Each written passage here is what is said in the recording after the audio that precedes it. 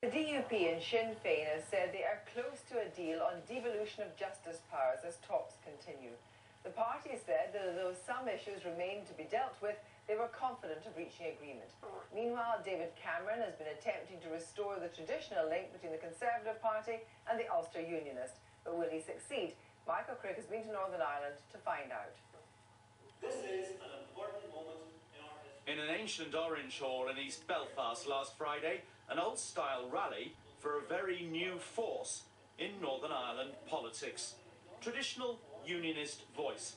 Hardline unionists who are challenging the beleaguered DUP First Minister Peter Robinson in his own Westminster seat. We can approve it again in a few months' time. They accuse him of selling out to Sinn Féin in the current power-sharing regime at Stormont.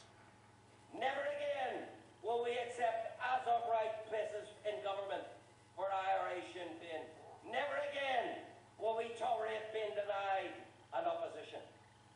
And if unionists really cared about principle rather than their jobs, that would be the simplest possible platform upon which all could unite. Unionism's now in turmoil, split more ways than ever perhaps. As traditional unionist voice slugs it out with the democratic unionists, their rivals, the Ulster Unionist Party, have returned to the alliance they had for much of the 20th century with the British Conservatives. Formal claim until you get to central office. When Ted Heath became Prime Minister in 1970, Ulster Unionists were part of the Tories' results total. The Conservative lead over Labour is at 40, and overall, at the moment, the lead is 32. Heath's majority of 31, in fact, would have been just 15 without 8 Ulster Unionists at Westminster who took the Tory whip, one of whom even served as a Tory minister. That all collapsed with the Troubles. 14 months ago, David Cameron came to this hotel in South Belfast to restore that traditional link with the Ulster Unionists, climbing the stairs to give a speech to seal the deal at their annual conference. He entered the ballroom full of high hopes that this would herald a new era of non-sectarian politics here in Northern Ireland. But there was also another consideration, of course. A handful of new MPs at Westminster backing the Conservatives might make all the difference if the election result is tight. Today, let us pledge this, that we are going to come together as Conservatives and Unionists in a new and dynamic force in Northern Ireland. For the good of our parties, yes, but above all, for the good of our people and for the good of this United Kingdom. Thank you. But now that pact looks in real peril.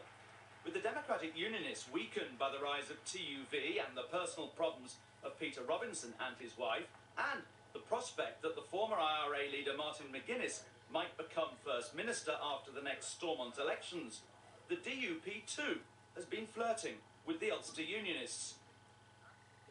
Last month, these 3 top Tory candidates, 2 of them Catholics, quit. They'd all joined the party only last year, after David Cameron's call for fresh blood. They accuse the Ulster Unionists of two-timing them, of dragging their feet on picking joint candidates, and they're horrified by the thought of a 3-way link-up with the DUP. Okay, imagine the Conservative Party did a tie-up with UKIP. You could understand there's some policies they could work with. There may be certain differences. What you're actually then saying is, what about we bring BNP into this? That's the comparison. Yeah. It's as simple as that, and I'm not going to do it. So you're comparing the DUP with the BNP? Yes.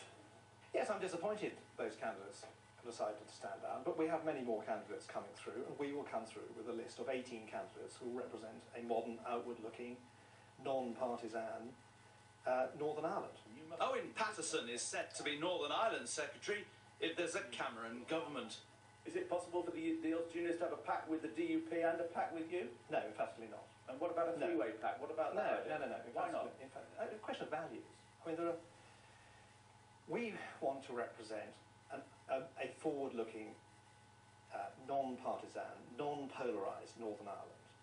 There are certain elements, in the DUP who are campaigning against a visit from the Pope. We just can't accept that. So no pact with the DUP? No, that's not possible.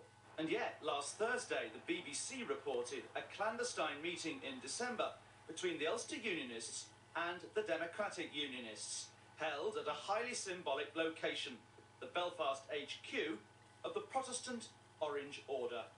Located next to this model of the Battle of the Boyne, the secret meeting last December took place here in the library of the Orange Order headquarters. And among those sitting around the table was Peter Robinson, the leader of the Democratic Unionists, and Sir Reg MP, leader of the Ulster Unionists. And in the chair was the Grand Master of the Orange Order, Robert Salters. Amongst things that the two parties discussed around this table was the idea of an electoral pact to field just one unionist candidate in two particular constituencies where currently there is a unionist majority amongst the voters, and yet there's a nationalist MP. Also present at the Orange Order HQ was the Ulster Unionist politician, David McNary. We were have come together with the Conservatives on the national picture. If unionists here locally can come together and widen that unity, widen that perspective, and in fact we can all agree on the policies, then that is bound to be beneficial to Northern Ireland. And another secret meeting, held last month at Lord Salisbury's home, Hatfield House in England, has also aroused suspicions of a three-party pact, as it involved the Democratic and Ulster Unionists and the Tories. Officially, it was to discuss devolving policing and justice to Northern Ireland, but some accounts suggest they also talked about election strategy. But the Tory candidates who resigned think their party's pact with the Ulster Unionists is now effectively dead. I think that the evidence is overwhelming that the UUP and the DUP were in talks long before Hatfield House or anything like that, and that in fact actually we've been misled, and that's very distressing and it's very sad. Owen Paterson insists the Tory pact survives, though in an urgent meeting with the Ulster Unionist leader Reg MP last Friday, he laid down the law.